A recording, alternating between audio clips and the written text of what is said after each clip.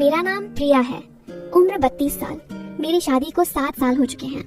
मेरा पति सौरभ एक सरकारी बैंक में ब्रांच मैनेजर है। काम की वजह से वह काफी व्यस्त रहता है, लेकिन घर पर होने पर बहुत ध्यान रखता है। हम लोग दिल्ली के एक शांत इलाके में 3 BHK फ्लैट में रहते हैं। घर में 4 लोग हैं। मैं, सौरभ, हमारी 5 साल की बेटी आयरा और सौरभ का छोटा भाई अभय। अभय की उम्र 26 साल है। उसने हाल ही में M.Tech पूरा किया है और अब एक प्राइवेट कंपनी में सॉफ्टवेयर इंजीनियर तैनात है। वह हमारे साथ ही रहता है क्योंकि उसका ऑफिस पास में है और घर का माहौल उसे पसंद है। अभय बहुत संजीदा और जिम्मेदार लड़का है। पढ़ाई में हमेशा टॉप करता रहा। लंबा, स्मार्ट और हमेशा साफ सुथरे कपड़ों में रहता है। वह आयरा को बहुत प्यार करता है। उसे स्कूल छोड़ने लाने का काम ज्यादातर अभय ही करता है। आयरा उसे अभय चाचा कहकर बुलाती है और उसकी गोद में बैठकर कहानियां सुनती है। मैं अभय को अभय भाई कहकर बुलाती हूँ और वह मुझे भाभी। रिश्ता बहुत साफ सुथरा और पारिवारिक था। सौरभ अक्सर कहता, अभय मेरे लिए छोटा भाई नहीं, मेरा बेटा जैसा है। सब कुछ पिछले साल की मानसून से बदलना शुरू हुआ। उस साल बारिश बहुत तेज थी। सौरभ को एक ट्रेनिंग के लिए बैंगलोर जाना पड़ा। 1 महीने का कोर्स। जाने से पहले उसने अभय से कहा था, भाई प्रिया और आयरा का पूरा ख्याल रखना। प्रिया को कभी कभी अकेलापन लग जाता है। आयरा को स्कूल भी तू ही देख लेना। अभय ने मुस्कुराकर कहा, भैया आप टेंशन मत लो, सब संभाल लूंगा। सौरभ के जाने के बाद घर में एक अलग सा सन्नाटा आ गया। आयरा स्कूल जाती, मैं घर के काम निपटाती और अभय ऑफिस से लौटता। शाम को हम तीनों साथ बैठते। आयरा की होमवर्क अभय करवाता, मैं चाय बनाती। धीरे धीरे हमारी बातचीत बढ़ने लगी। पहले सिर्फ आयरा के बारे में बात होती थी, फिर मेरी दिनचर्या के बारे में, फिर अभय की जिंदगी के बारे में। एक शाम बारिश बहुत तेज हो गई। बिजली चली गई। आयरा डर गई। मैं उसे गले लगाकर बैठी थी। अभय आया, कैंडल जलाई और बोला, भाभी डरो मत, मैं हूं ना। उसने आयरा को गोद में उठाया और कहानी सुनाने लगा। आयरा हंसने लगी। मैंने देखा अभय की आंखों में एक गहरी नरमी थी। बारिश की आवाज, कैंडल की रोशनी और उसकी आवाज, सब कुछ बहुत सुकून देने वाला लग रहा था। उस रात आयरा सो गई। हम दोनों बालकनी में खड़े होकर बारिश देख रहे थे।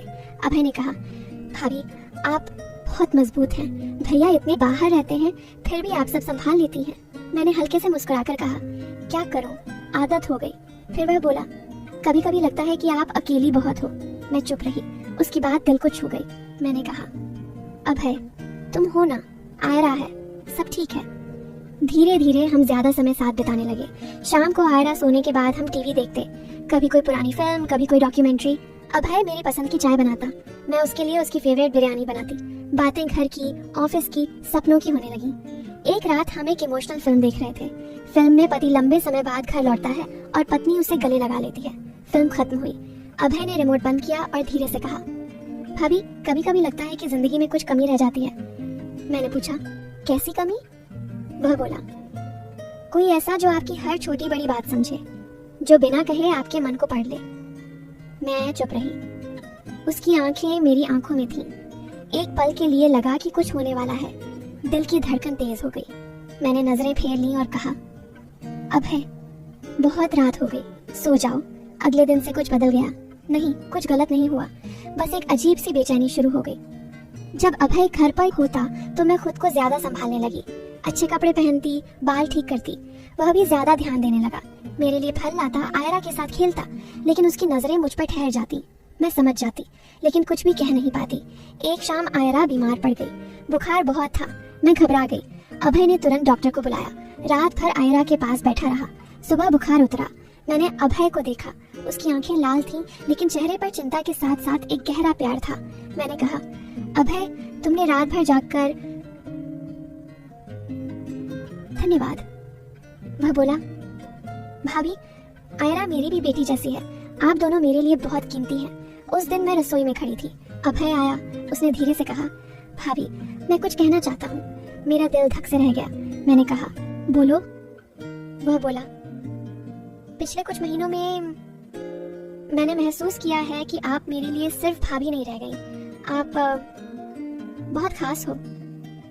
मैं स्तब्ध रह गई। उसकी आंखें नम थीं।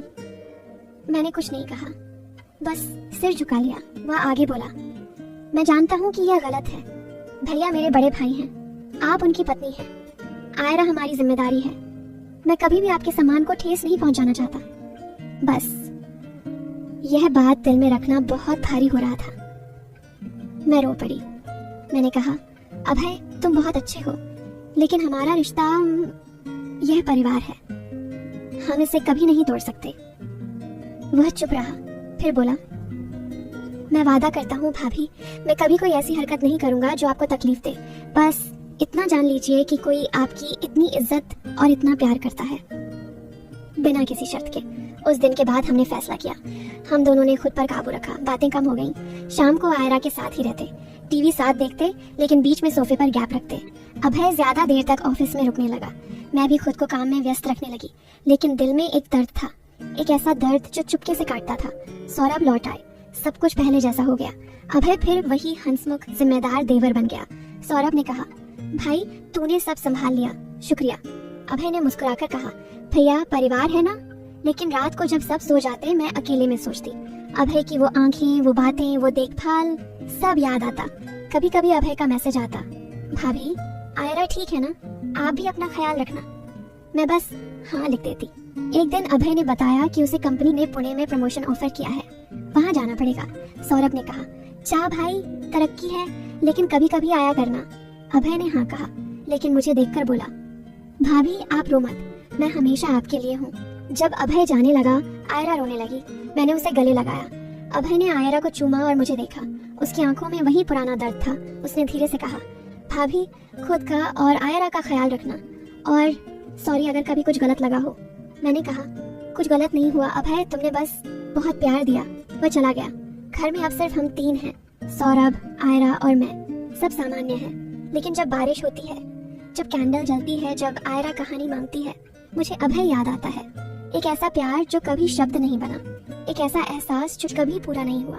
कभी कभी लगता है कि कुछ होने वाला था, बहुत कुछ होने वाला था, लेकिन अच्छा हुआ कि कुछ नहीं हुआ, क्योंकि कुछ रिश्ते नाम से बड़े होते हैं, कुछ प्यार चुप रहकर ही सुंदर रहते हैं। आज भी जब अभय का मैसेज आता है, भाभी सब ठीक, मैं लिखती हूँ, सब ठीक है, तुम भी खुश रहना, और फिर फोन बंद कर आंसू पोंछ लेती हूँ, क्योंकि कुछ कहानियाँ पूरी होने की बजाय अधूरी रहकर ही खूबसूरत हो जाती हैं।